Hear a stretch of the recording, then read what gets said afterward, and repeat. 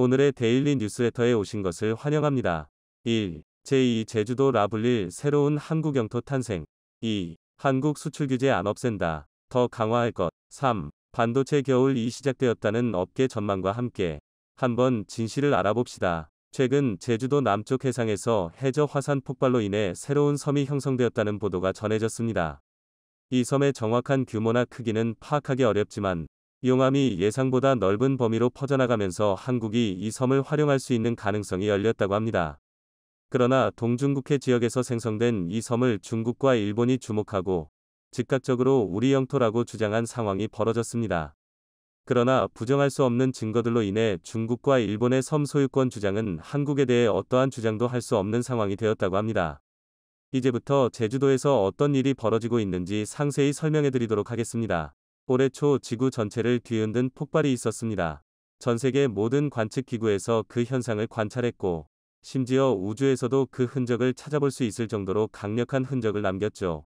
바로 통가 해저 화산 폭발이었습니다. 미국 국립해양대기관리국 NOAA 의성이 폭발 규모를 촬영할 수 있을 정도로 규모와 충격은 전 지구를 강타했다고 해도 과언이 아닌데요. 이로 인해 발생한 쓰나미는 통가 섬은 물론이고 인도네시아와 심지어 일본의 주요 섬들과 한국의 섬들에 영향을 주었습니다. 제주도는 쓰나미로 인해 잠시 수위가 높아졌다는 보고가 있을 정도로 해저 화산의 폭발력은 상상 이상이라 할 수 있습니다. 이 폭발로 인해 통가 주요 지역이 화산재에 덮이거나 형체를 찾아보기 어려울 정도로 큰 충격에 주거지가 무너지는 일도 있었지만, 다른 한편으로는 이 지역의 폭발로 인해 주변 지역 마그마에도 영향을 미쳐 연쇄적인 화산 폭발이 발생. 해저에서 융기된 마그마가 식어 새로운 섬이 생성되었다고 합니다. 한편으로는 재앙이지만 다른 한편으로는 새로운 땅을 만든 셈인데요. 오래전부터 해저 화산의 분출은 뜻하지 않게 새로운 땅을 만드는 주요한 원동력입니다. 제주도 역시 화산 활동에 의해 생성된 섬으로 과거에 있었던 강한 화산 폭발로 인해 섬이 점점 넓어지면서 지금의 모습을 갖추게 되었죠. 화산 퇴적물이 식어 그 자리에 사람이 살 수 있을 정도로 환경이 안정되자 육지에 살던 이들이 섬으로 넘어와 새로운 터전을 일구었습니다. 심지어 일정 기간이 지나도 계속해서 화산 활동을 멈추지 않는 등 제주도는 활발한 움직임을 보인 곳인데요. 과거 선조들이 남겼던 기록에서 이러한 흔적을 살펴볼 수 있죠. 고려 왕조 500년 역사를 다룬 고려사에선 천문현상을 집중적으로 다룬 오행지 학사가 이러한 일을 기록해 후대에 알리는 일도 있었습니다. 제주도에서 벌어진 화산활동의 흔적을 기록하면서 새로운 섬이 화산활동으로 생겨났다는 사실을 알리기도 했죠. 1007년경 바다에서 산이 솟았다는 기록이 적혀진 것으로 미루어 봤을 때 용암이 물과 만나 식어가는 모습을 본 것으로 추측됩니다. 조선시대 문헌에서도 비슷한 기록이 적혀져 있었죠. 1007년 화산 분출의 위치가 지금의 정현이라는 기록이 있었으며, 이곳에서 벌어진 화산활동으로 인해 새로 생긴 섬은 제주도와 합쳐져서 기이하게 여겼다는 기록도 있었습니다. 그러나 이 기록은 고려시대 기록과 살짝 다른데요. 합쳐졌다는 기록과는 별개로 제주도와 떨어진 곳에 섬이 생겼다는 다른 기록사가의 말이 있었기 때문입니다. 남한박물의 저자 이형상과 탐나시 35절의 저자 최부 역시 비슷한 의견이었죠. 혹자는 우도가 문헌에 등장한 섬이라는 의견도 있고 비양도가 그 섬이라는 주장을 펼치기도 했습니다. 그러나 최근 2016년 제주도 한라산연구부 안웅산 박사는 의외의 결과를 내며 모든 기록이 틀렸다는 주장을 펼치기 시작합니다. 후보지로 거론한 모든 곳들이 실제 측정해본 결과 훨씬 이전에 형성된 지형인 것으로 밝혀졌기 때문입니다. 최소 3800년 전에서 많게는 4500년 전 이전에 형성된 지형들이라는 것이 과학조사를 통해 드러났죠. 그러면 기록에 남아있는 1007년의 화산활동은 대체 어디에 그 흔적이 남아있는지 미스터리로 남게 되는데요. 최근까지도 그 비밀에 대해 어떠한 답이 없었습니다. 하지만 해상으로 뻗은 검은 연기 덕분에 그 정체를 알 수 있게 되었죠. 제주도 남쪽으로 200km 떨어진 곳에서 생겨난 새로운 섬이 바로 그 비밀의 섬이라는 사실이 드러났기 때문인데요. 그동안 바닷속에 묻혀 있었기에 아무도 진실을 몰랐던 것입니다. 제주도 남단에서 약 200km 떨어진 지점에서 발생한 검은 연기, 이 연기를 본 많은 이들은 충격에 빠질 수밖에 없었습니다. 바로 급격한 화산활동으로 인한 검은 연기가 바다를 감쌌기 때문이죠. 부글부글 끓던 바다는 바닷물에 식혀져 기괴한 소리를 내며 평화로웠던 동중국해 바다는 이상한 현상의 소용돌이 한가운데 놓이게 되었습니다. 얼마 지나지 않아 폭발음과 함께 엄청난 양의 용암이 바다에 쏟아지면서 용암은 바닷물과 만나 빠르게 식었다고 하는데요. 동중국해 주변을 지나던 중국 어선이 이 사실을 보고 재빠르게 중국 정부에 신고했다고 합니다. 제주도 주민들 역시 이 현상을 관측하고 사람을 보내 사실 여부를 확인했다고 하는데요. 놀랍게도 제주도 남쪽에 있던 이름 모를 해저 화산에서 용암이 분출, 빠르게 식은 용암이 급격하게 영향력을 넓히며 새로운 섬이 생겨났다고 합니다. 지금도 뜨거운 열기가 섬 근처를 휘감고 있다고 하는데요. 가까이에 다가가지 못한 이들은 짙은 연기와 독한 냄새를 느낄 수 있었다고 합니다. 전형적인 유황 냄새의 흔적이라 볼 수 있는데요. 전문가들은 이 섬의 출현을 보고 과거 1007년에 기록된 현상이 2023년 제주도 남쪽 바닷가에 다시 나타난 것으로 바라봤습니다. 안웅산 박사는 과거 자신이 학술지에 발간한 자료를 인용해 제주도 하부 마그마 용융체가 존재한다는 것을 2014년도경에 발견했고, 탐지 결과 과거 한 차례 폭발의 흔적을 발견했다고 주장했습니다. 그는 과거의 폭발 흔적이 1007년에 벌어졌던 화산 폭발이고 2023년에 들어 또 한 번 마그마가 분출하면서 이번 해양 화산 분출은 지하 속 용융체가 밖으로 뿜어져 나온 것이라는 분석을 내놨죠. 상당한 용융체가 지하에 잠들어 있었기 때문에 이번 폭발로 인해 제주도 남쪽 동중국해 지역에 상당한 크기의 섬이 생겨날 것이라는 주장을 펼쳤습니다. 제주도가 생겨난 것처럼 새로운 섬은 어쩌면 제주도를 능가하는 크기로 성장할 수 있다고 바라본 것이죠. 새로 생긴 섬이 어떤 크기로, 어떤 형태로 바뀔지는 모르겠으나 섬이 생겨난 위치가 공교롭게도 동중국해에 있기 때문에 한국은 뜻하지 않게 동중국해의 영토를 확보할 수 있게 되었습니다. 이어도와는 3040km 정도밖에 떨어지지 않았기에 한국이 이 영토를 중심으로 다양한 탐사 활동은 물론이고 군사기지로 활용도 가능한 상황. 이미 이어도의 경우 과학기지를 세워 주변 탐사를 위한 전초기지로 사용하고 있기에 이 섬을 이용해 심도 깊은 동중국해 연구를 위한 기지로도 사용이 가능하죠. 하지만 동중국해에 새로운 섬이 생겨났다는 소식을 접한 중국과 일본에서 동시에 새로운 섬에 대한 권리 주장에 나섰다고 하는데요. 동중국해를 둘러싼 영토 분쟁에 한국도 발을 딛게 된 것입니다. 동중국해는 센카쿠 열도를 중심으로 이미 치열한 갈등이 벌어지고 있고, 패권을 잡기 위해 중국과 일본은 이 지역의 항모는 물론 해군 부대까지 배치하면서 주도권을 뺏기지 않기 위해 총력을 기울이고 있습니다. 중국의 국가해양국 소속 항공기가 센카쿠 열도를 침입해 자국 영토라고 주장하는 일은 심심치 않게 일어나고 있고, 일본도 거기에 맞서 항공자위대의 F-15 전투기를 중국의 방공식별구역에 출격하는 모습을 보였습니다. 동중국해에는 천연가스 전이 잠들어 있죠. 천연가스의 총 매장량은 확인이 불가능하나 에너지 대란을 겪고 있는 현 상황에서 해저에 잠들어 있는 대량의 천연가스 매장량은 누구라도 탐낼 만한 자원이죠. 2010년대에는 중국이 일본 몰래 천연가스 전 주변에 시추 구조물을 설치, 몰래 가스를 캐려는 행보를 보이며 일본을 자극한 적이 있었습니다. 당연히 일본은 중첩된 지역에 위치한 가스전을 당장 철거할 것을 주문하면서 충돌 직전까지 흘러갔죠. 그런데 이 다툼에 한국이 영토를 확장하며 동중국해 권리 주장을 할 수 있게 된 것입니다. 이어도 해안과 기지도 중국은 자신의 것이라고 주장하는 마당에 남쪽 바다에 생긴 섬은 중국과 일본 모두 눈엣 가시로 여겼습니다.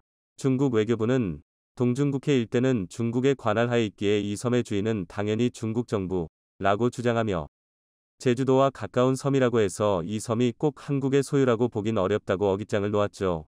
일본 외교부는 중국 외교부의 주장에 단호히 반대하며 동중국해 관할과 관련 센카쿠 열도를 비롯해 넓은 영역을 일본이 지배하고 있으며 이 섬의 주인은 고려할 필요 없이 일본이라고 주장한 것입니다.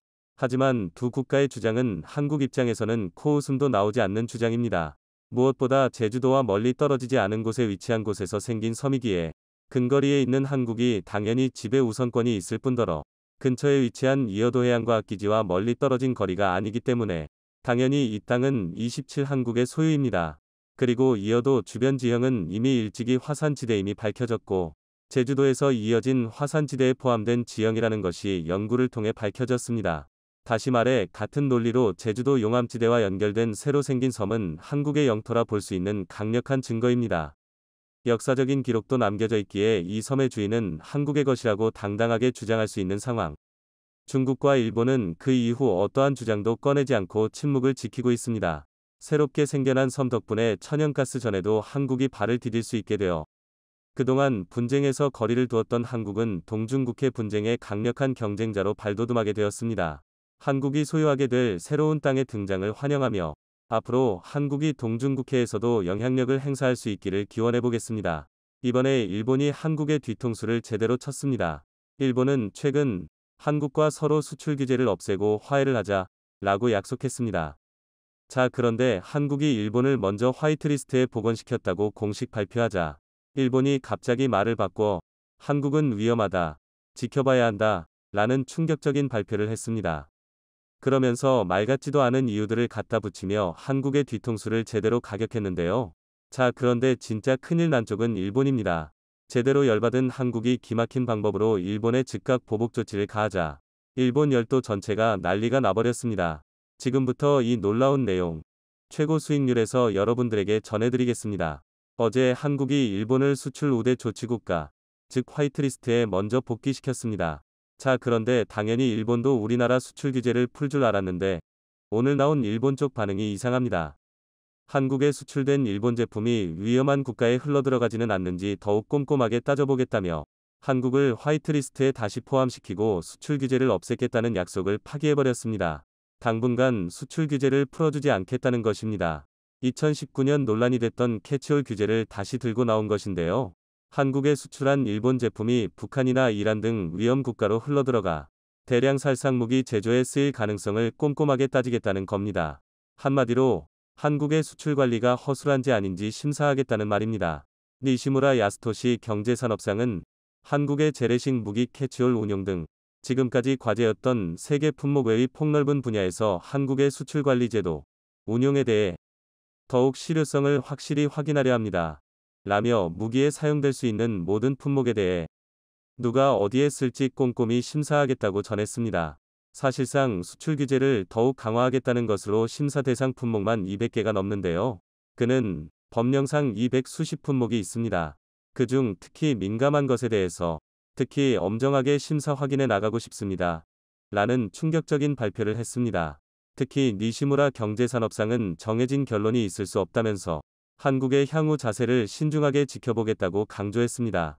일본보다 먼저 수출 규제를 푼 한국은 당혹스러운 상황입니다. 한국과 일본 정부는 이날 일본에서 이틀째 국장급 수출관리 정책 대화를 하고 있습니다.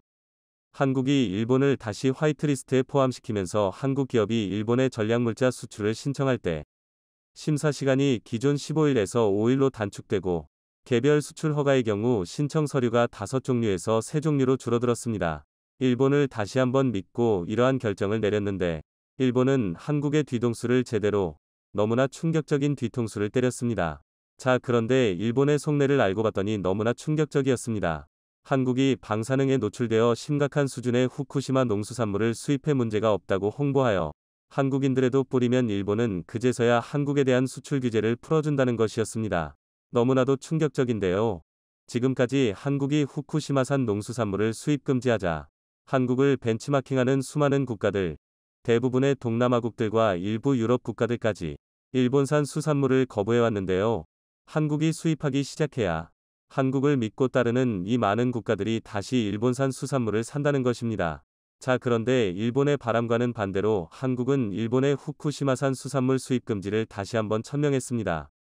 앞으로 최소 수백 년은 일본 후쿠시마산 수산물이 한국인들의 밥상 위에 올라오는 일이 없다는 것입니다. 한국이 이렇게 계속해서 후쿠시마산 수산물을 금지시키자 세계 주요 외신들도 큰 관심을 가지고 대대적으로 보도하기 시작했는데요.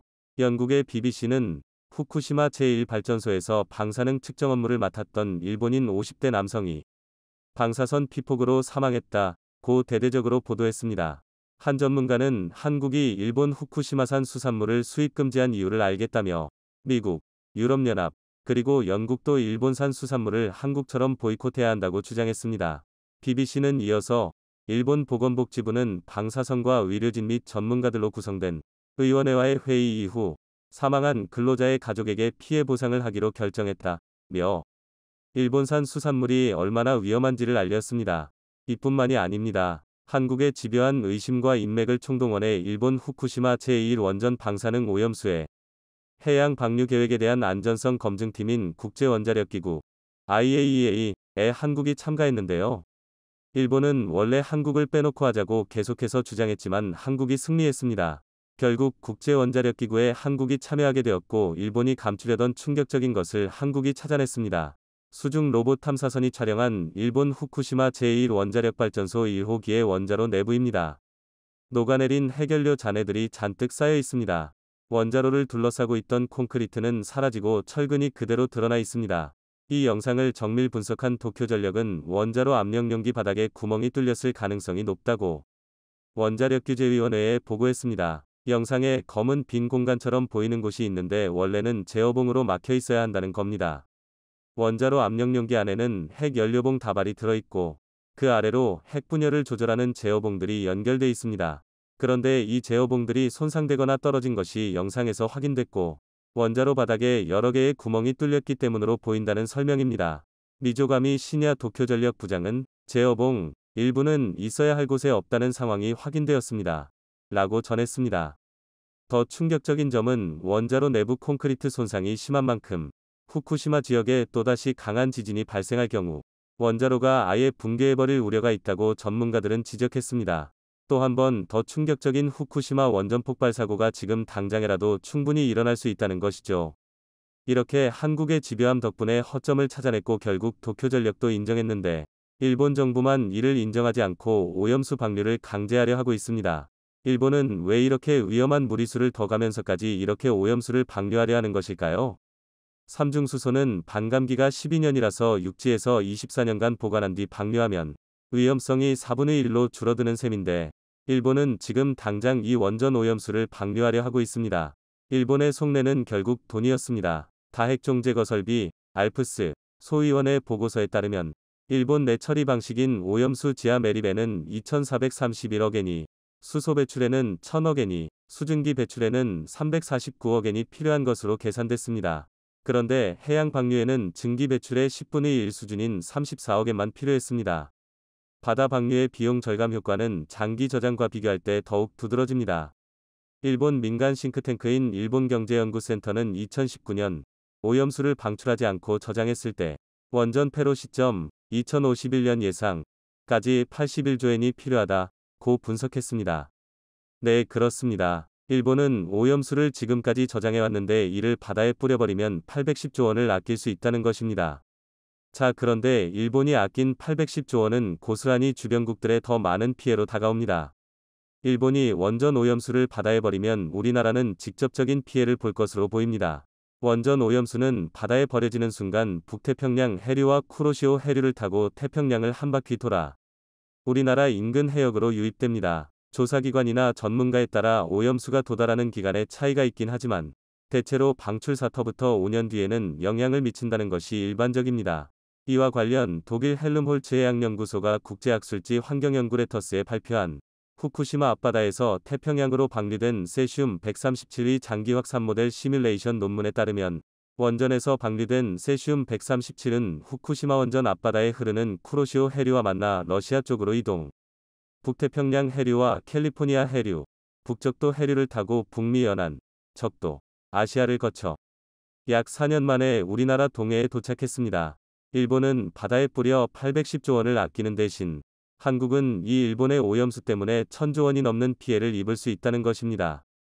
자, 그런데 한국이 해외 모든 네트워크를 총동원해 이 사실을 적극 홍보에 나섰고 이미 유럽연합과 아세안은 한국의 편에 서 일본의 해양 오염수 방류를 반대한다고 공식 발표했습니다.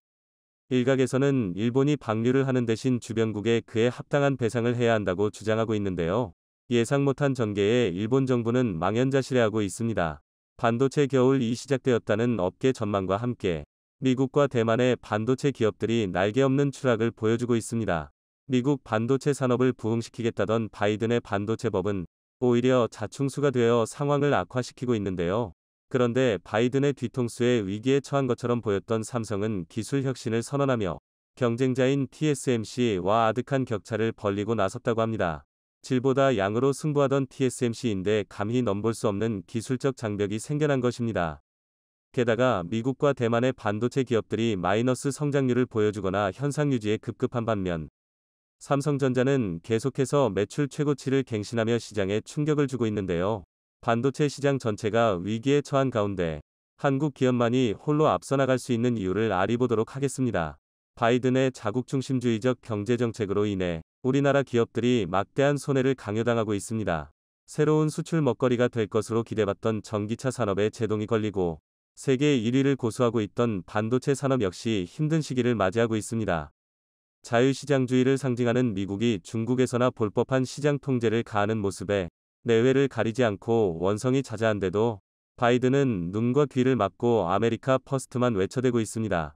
그런데 중국을 견제하고 미국 산업을 부흥시키기 위한 바이든의 반도체 법이 역풍을 맞고 있다고 하는데요. 중국 의존도가 높았던 미국 반도체 산업 구조에서 무리하게 탈중국화를 시도한 결과 미국 반도체 주가가 폭락하며 업황이 급속도로 악화되고 있습니다.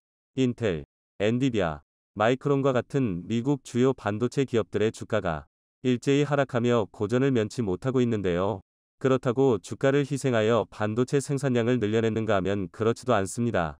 골드만삭스 연구팀은 바이든의 반도체 법안이 지난 몇 년간의 반도체 공급망 문제를 해결하는 데 도움이 되지 않는다고 밝혔습니다. 이번 법안이 글로벌 반도체 투자나 공급을 의미 있게 바꿀 가능성은 낮아 보인다.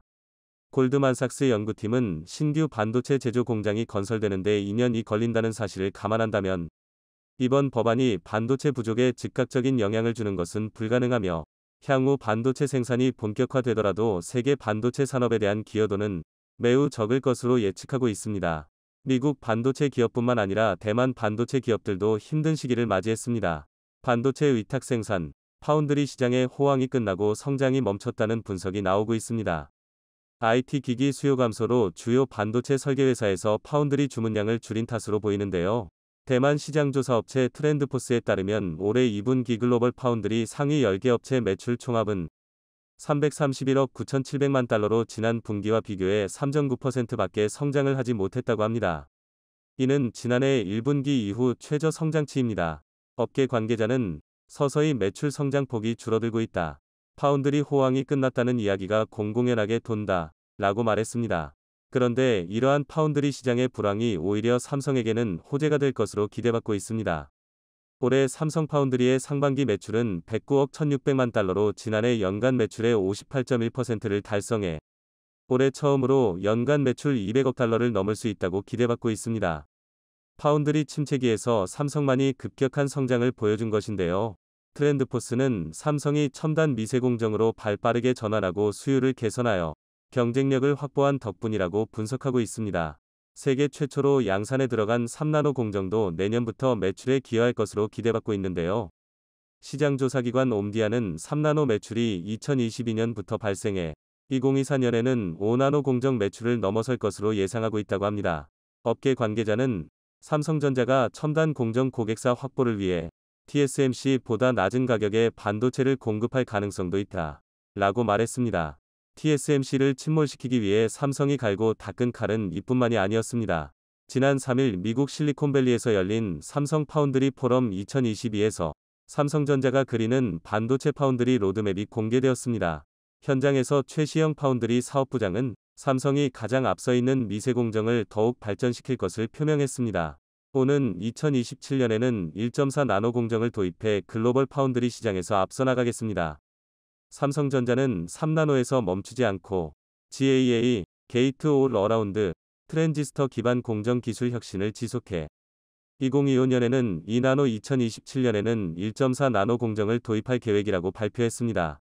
기존 반도체 업계에서 사용하던 핀팻 구조는 3나노 이하의 초미세 공정에서 제대로 된 성능을 내지 못하는 한계를 가지고 있었습니다.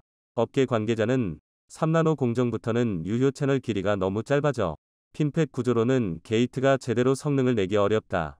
동작 전압을 낮추는데도 한계에 직면했다. 고 설명했습니다.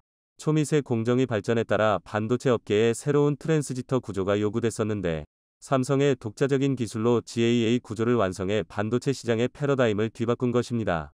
삼성전자 관계자는 3나노의 GAA를 선제적으로 도입해 기술을 검증하고 이를 통해 2나노와 1.4 나노의 안정적인 생산 인프라를 선제적으로 구축해 공급 안정화를 추진하며 급증하는 3나노 이하 시장을 선점해 나가겠다. 고 밝혔습니다. 파운드리 업계 1위를 고수하던 TSMC는 뒤늦게 삼성의 초미세 공정 기술을 따라잡기 위해 힘쓰고 있는데요. 이제서야 3나노 공정에 들어가고 2나노와 1.4 나노 공정을 개발하려고 시도하고 있다고 하지만 삼성과는 달리 정확한 계획을 밝히고 있지 않습니다. 또한 삼성전자는 선주문 후 생산의 전통적인 방식에서 벗어나 선생산 후 주문을 받는 셀퍼스트, 쉘퍼스트 방식을 도입하고 1.4 나노 공정이 도입될 2027년까지 생산 능력을 올해 대비 3배 이상 늘리겠다는 계획을 내놓았습니다. 악성 재고가 쌓일 수도 있는 리스크를 가진 쉘퍼스트 방식을 시도할 만큼 삼성이 파운드리 분야에서 강한 자신감을 가지고 있다는 걸 보여주고 있는데요. 이번 전략으로 TSMC가 주도하던 파운드리 시장이 삼성을 중심으로 새롭게 재편될 것으로 예측되고 있습니다. 반면 TSMC는 나노 공정 개발이 지지부진한 것도 모자라 매출의 25%를 차지하는 최대 고객인 애플과도 칩 가격 인상을 두고 갈등을 빚고 있는 상황입니다. 작년부터 TSMC의 파운드리 칩 가격이 급격한 인상폭을 보여주고 있습니다. 지난달에는 1월부터 전체 파운드리 칩 가격을 3%부터 6% 전면 인상할 계획이라고 밝혔고 애플을 비롯한 주요 고객사들의 격한 반발을 마주하게 되었습니다. TSMC는 원자재 가격 상승으로 인한 어쩔 수 없는 인상이라고 주장했지만 업계에서는 TSMC가 투자 부담을 고객에게 떠넘기고 있다는 비판이 나오고 있는 상황입니다. 삐끗하면 뒤처지고 마는 첨단 산업 시장에서 이번 TSMC의 실책은 결코 가볍지 않은 결과를 낳을 것으로 보입니다. 반도체 업계의 대세는 한국을 가리키고 있는 듯합니다. 세계 1위 반도체 장비 업체인 어플라이드 머티리얼즈, 어플라이드 이머티리얼스의 투자 전문 자회사인 어플라이드 벤처스는 2017년 스타트업 육성 펀드를 조성하여 2,500만 달러에 달하는 막대한 금액을 한국에 투자했었습니다. 그리고 지난달 조성된 한미 공동펀드에도 이름을 올리며 한국 반도체 시장에 대규모 투자를 이어나갔는데요. 미국에 본사를 둔 어플라이드 벤처스는 설립 이후 17개 나라에 총 4억 달러를 투자해왔는데 미국 다음으로 한국에 가장 많은 액수를 투자했다고 합니다. 어플라이드 벤처스의 대표 아난다 카마나바는 한국은 투자 기회의 나라, 그만큼 투자 매력도가 높은 기술과 인력을 갖춘 스타트업들이 많기 때문이라고 밝혔습니다. 어플라이드 머티리얼즈 외에도 세계적인 반도체 장비 업체들은 한국을 주요한 투자 대상 지역으로 주목하고 있습니다. 한국이 건강한 반도체 생태계를 구성하며 전 세계 투자자들의 이목을 집중시키고 있는 반면 미국 반도체 기업들은 유례없는 반도체 겨울을 맞이했습니다. 반도체 업계의 부동의 거인이었던 인텔은 올해 들어 주가가 45%까지 폭락하며 창사 이래 최대 위기를 맞이했습니다. 게다가 미국 반도체 기업 시총 1위를 달성하며 반도체 업계의 블루칩으로 급부상했던 엔비디아에도 빨간불이 들어왔습니다. GPU 팹리스 기업인 엔비디아는 암호화폐 붐과 전기차 시장의 성장, AI 개발 등으로 GPU 수요가 폭발하면서 유례없는 전성기를 맞이했었는데 세계 게임 시장의 침체와 함께 암호화폐의 인기가 시들해지면서 그래픽카드 수요가 급감하며 큰 타격을 입었습니다. 현재 2분기 매출이 예상을 20%나 밑도는 것으로 집계되며 주가가 폭락을 거듭하고 있습니다. 실적이 하락하자 투자자들도 줄줄이 이탈하여 연중 최고치와 비교했을 때 주가가 41%나 빠졌습니다. 엔비디아의 부진은 미 반도체 업계 전체의 하락을 불러왔습니다. 일각에서는 반도체 겨울 이어오고 있다는 분석까지 나오고 있습니다. 반도체 수요가 급감하고 있는 상황에서 바이든의 반도체 정책은 부작용만 낳고 있다는 비판을 받고 있습니다. 자국 중심주의가 극에 달해 바이든의 미국이 트럼프의 미국보다 지독하다는 말까지 나오고 있는데요. 그러나 바이든 대통령의 뜻대로 상황이 흘러가지 않고 있습니다. 미 의회 보고서에 따르면 세계 반도체 생산량의 80% 가까이를 한국 28%, 대만 22%, 일본 16%, 중국 12% 등 아시아 4개국이 차지하고 있습니다. 그리고 그중 두 번째로 큰 파이를 차지하고 있는 삼성이 초미세 공정 기술을 선도하며 누구도 대체하지 못할 존재가 되어가고 있습니다. 게다가 이미 거대한 생산 라인이 구축되어 있고 반도체 수요 감소로 반도체 겨울이 불어닥칠 거란 경고가 나온 상황에서 거대 반도체 기업들이 리스크를 감수하고 바이든의 뜻대로 미국으로 공장을 이전하는 것은 어려우리라 전망되고 있습니다. 바이든의 횡포와 업계 불황에도 우리 기업들은 혁신을 거듭하며 앞으로 나아가고 있습니다.